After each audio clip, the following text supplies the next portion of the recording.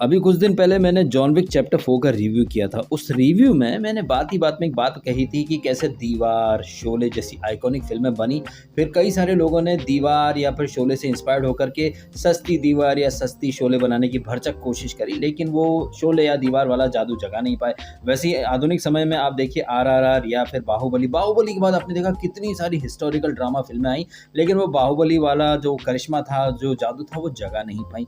उसी कड़ी में केजीएफ और पुष्पा की सफलता से इंस्पायर्ड होकर के बहुत सारे लोग केजीएफ और पुष्पा की सस्ती कॉपी बनाने की कोशिश करेंगे। जैसे कि पुष्पा की सस्ती कॉपी तेलुगु इंडस्ट्री से ही बन करके आई है। फिल्म का नाम है दशहरा। जैसे पुष्पा जो थी, वहां पर अल्लू अर्जुन ग्रामीण परिवेश में थे, बाल बड़े थे, चश्मा लगाते थे, लुंगी पहनते थे और एकदम ग्रामीण परिवेश था। और वो कहानी भी 90s के एरा में बेस्ड थी। और दशहरा हूबहू वैसी ही कहानी है, वही 90s 80s का एरा है, वही ग्रामीण परिवेश है, हीरो वही केयर फ्री अंदाज है, मुंह में बीड़ी रहती है, बाल घुंघराले, नहाता धोता है नहीं, वही लुंगी लपेटा, बीड़ी पीता और बेवड़ापंती करता हीरो। कहने का मतलब है कि दशहरा नाम की फिल्म, जिसको कि बहुत सारे फिल्म एक्सपर्ट्स, क्रिटिक्स, जो कि दिन में 20-20 वीडियो डालते रहते हैं, कभी ट्रेलर का रिव्यू, पोस्टर का रिव्यू, टीजर, एंडिंग एक्सप्लेन, कैसे ये लोग पब्लिक को मिसलीड कर रही है। Oh my God, speechless, Allu Arjun sorry, ऐसा सिनेमा हिंदुस्तान में आज तक नहीं बना, दिमाग हिल गया, झिंगा लाला हो गया। जबकि ये घिसी पिटी कहानी पर बनी हुई एक फिल्म है, एक ऐसी घिसी पिटी कहानी जो आपने 1760 बार देखी है। तो आइए आपके सामने वो सारे पॉइंट्स रखता हूं जो ये एक्सप्लेन कर देंगे, साबित कर देंगे कि दशहरा जो है वो एक नहीं कई सारी फिल्मों की एक खिचड़ी, एक कॉकटेल है। तो वीडियो शुरू करूं इसके पहले प्लीज़ हो सके तो इस वीडियो को लाइक ज़रूर कीजिएगा और कीजिएगा चैनल को सब्सक्राइब। आइए वीडियो शुरू करते हैं। हेलो नमस्कार। बचपन में ना हम एक बात कहा करते थे कि दूर से देखा तो श्रीदेवी नहा रही थी, पास जाके देखा तो भैंसिया पूंछ हिला रही थी। दूर के ढोल अक्सर सुहावने होते हैं। जस्ट बिकॉज कि चार लोगों ने किसी चीज़ की तारीफ कर दी, दैट डज नॉट मीन कि वो चीज़ एक्चुअली में अच्छी होती ही है। ये बात मैं कर रहा हूँ फिल्म दशहरा जो भी नाम है उसका, उसके बारे में, जो कि तेलुगु सिनेमा के नेचुरल स्टार नानी का पैन इंडिया में डेब्यू है। अब ये पैन इंडिया टू मच हो चुका भाई साहब। पैन इंडिया के नाम से कोई सी भी पिक्चर आ जाती है और फिर पैन इंडिया पिक्चर है, पैन इंडिया स्टार है, बम्पर ओपनिंग मिल जाएगी, ये वो करके फिर ओवर हाइप कर करके उसके रिव्यूज, उसके टीजर का रिव्यू, गाने का रिव्यू, पोस्टर का रिव्यू, मतलब फिल्मी इंडियन जैसे लोग आ जाते हैं, सॉरी अल्लू अर्जुन, और उन्हें टक्कर देने के लिए और सारे सो कॉल्ड क्रिटिक्स या रिव्यूअर्स कूद पड़ते हैं। ओ माय गॉड, दिमाग हिला डाला, ये वो। मतलब जब ये दशहरा के बारे में इतने सारे मैंने ये कमेंट देखे या फिर कुछ वीडियोस वगैरह देखे या सोशल मीडिया पर रिएक्शन चेक करे, तो मैंने सोचा क्या है भैया, इस पिक्चर को जरा देख लेते हैं। एंड ट्रस्ट मी, ये जब पिक्चर जिसके बारे में इतने कसीदे गढ़े जा रहे हैं कि नानी का करियर बेस्ट परफॉर्मेंस है, एस राजमौली, प्रभास ने तारीफ करी। देखिए, एस राजमौली कहें या प्रभास कहें या साउथ के जितने भी स्टार हैं, उनके प्रति हमारे मन में आदर सम्मान का भाव था,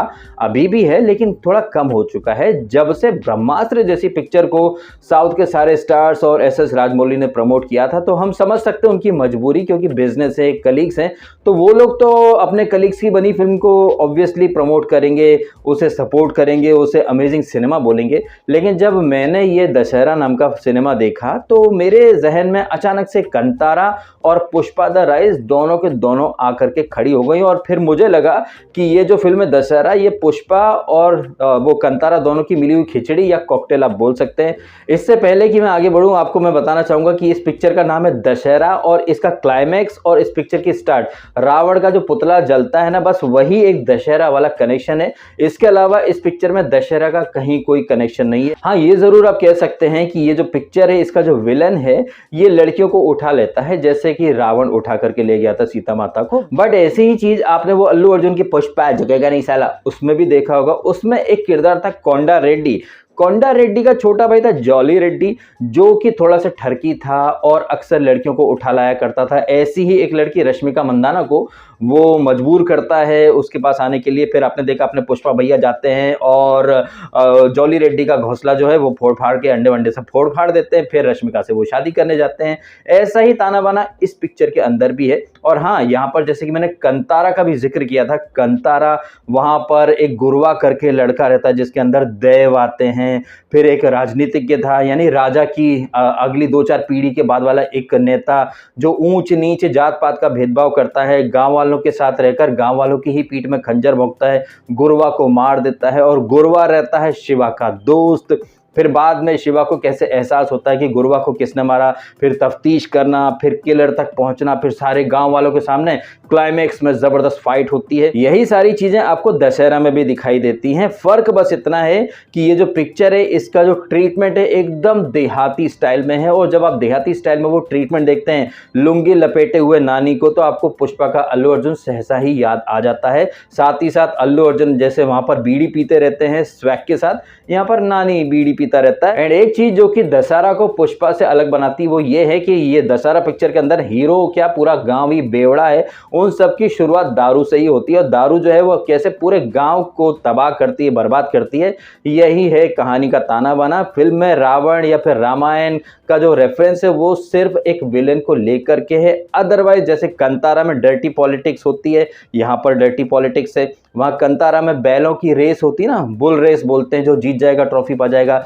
और हीरो जो रहता है वो ताड़ी पीता रहता है। एंड ऐसा ही सीन आपको यहाँ पर देखने को मिलता है। यहाँ पर गांव में एक टूर्नामेंट क्रिकेट मैच का, जो जीत जाएगा वो सिल्क बार में कैशियर बन जाएगा। कंतारा में वो जो था राजनीतिक, उसके घर के अंदर कोई प्रवेश नहीं कर सकता नीची जात वाला, यहाँ बार के अंदर कोई प्रवेश नहीं कर सकता। जैसे कंतारा में शिवा का दोस्त गुरुवा रहता है, वैसे ही यहाँ पर नानी जो फिल्म के हीरो हैं, क्या नाम है, धरणी नाम है शायद उसका दोस्त रहता है सूरी, जो कि हीरोइन से प्यार करता है कीर्ति सुरेश से। कीर्ति सुरेश को यहाँ पर थोड़ा सा ग्रामीण टच दिया गया है, लेकिन इस पिक्चर में वो उतनी ही यूजलेस है जितनी कि पुष्पा में रश्मिका मंदाना यूजलेस थी। और इस पिक्चर को, जो कि ऑलरेडी काफी स्लो पेस वाली है, इसमें जब गाने आ जाते हैं तो और ही ज्यादा ये पिक्चर स्लो पेस में चली जाती है।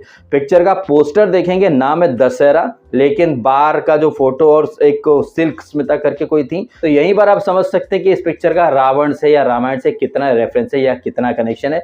बस ये है कि जैसे रावण के अंदर अलग अलग बुराइयां थी, वैसी ही बुराइयां इस फिल्म के विलेन के अंदर भी। वो राजनीति के नाम पर धोखाधड़ी भी करता है, लोगों को इस्तेमाल भी करता है, उसके अंदर ठरक भी भरी पड़ी है, और कैसे वो लड़कियों को यूज एंड थ्रो करता है। यही सारी चीजें यहाँ इस फिल्म के विलेन के अंदर है, जो कि हर दूसरी तीसरी पिक्चर में जो विलेन होते हैं उन सब के अंदर आपको यही क्वालिटीज, यही खूबियां दिखाई देती हैं। जैसे कि मैंने पुष्पा के जॉली रेड्डी का रेफरेंस दिया ही सही। परफॉर्मेंस के मामले में नानी टॉप क्लास है, लुंगी लपेट के, बड़ी सी दाढ़ी करके, बाल घुंघराले करके, और हाथ में बीड़ी और वो दारू की बोतल लेकर उसने अपने किरदार को काफी शिद्दत से निभाया है। एक तरफा मोहब्बत वाला जो एंगल होता है वो भी यहाँ पर दिखाई दे रहा है। अच्छी दोस्ती, सच्ची दोस्ती के लिए प्यार को सेक्रीफाइस कर देना और फिर अपने दोस्त की मौत का बदला लेना, यही सब कुछ है फिल्म दशहरा का एक मोटा मोटा सा लबोलबाब, जिसमें थोड़ा सा पॉलिटिक्स का, बेवड़ापंती का, और जैसे कि वो जॉली रेड्डी एंगल है उसका आपने तड़का लगा दिया, और बन गई पिक्चर दशहरा के नाम से पैन इंडिया पिक्चर। ये है मेरा रिव्यू फिल्म दशहरा के बारे में। हालांकि जब से ये पिक्चर रिलीज हुई है, thanks to the positive word of mouth and over the hype करके जो रिव्यूज या पोस्ट किए लोगों ने, उसकी बदौलत ये पिक्चर अपने बजट से काफी ज्यादा कमा चुकी है। If I am not wrong 65 crore या उसके ऊपर का कुछ बजट है, लेकिन ये पिक्चर ऑलरेडी 80 करोड़ से 90 करोड़ के बीच में कमा चुकी है और 100 करोड़ के आसपास जाने वाली है, thanks to the over hype वाले रिव्यूज या पोस्ट कहिए या फिर नानी के फैन फॉलोइंग कहिए। अब कई लोग ना इस पिक्चर को नानी का करियर बेस्ट परफॉर्मेंस बोल रहे हैं, लेकिन नानी की जर्सी देखी है मैंने और नानी की और भी फिल्में देखी हैं, एंड मेरा ये पर्सनल मानना है कि जर्सी का जो कैरेक्टर था ना, वो इस पिक्चर के किरदार से तो काफी ज्यादा कॉम्प्लेक्स भी था और अच्छा भी था, और वहाँ परफॉर्मेंस भी काफी अवार्ड विनिंग था, जिसके लिए नेशनल अवार्ड मिला था जर्सी फिल्म को। हालांकि ये जो पिक्चर है ये सिर्फ दारूपंती, बेवड़ापंती, इन्हीं सारी चीजों को प्रमोट करती है, और इसमें वो पुष्पा वाला एंगल, ग्रामीण परिवेश, घुंघराले बाल, लुंगी, बीड़ी, दारू, ये सब घुसेड़ करके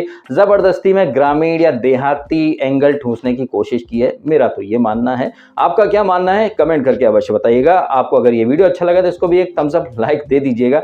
आपने समय निकाला, वीडियो देखा, आपका बहुत बहुत धन्यवाद। Thank you so much.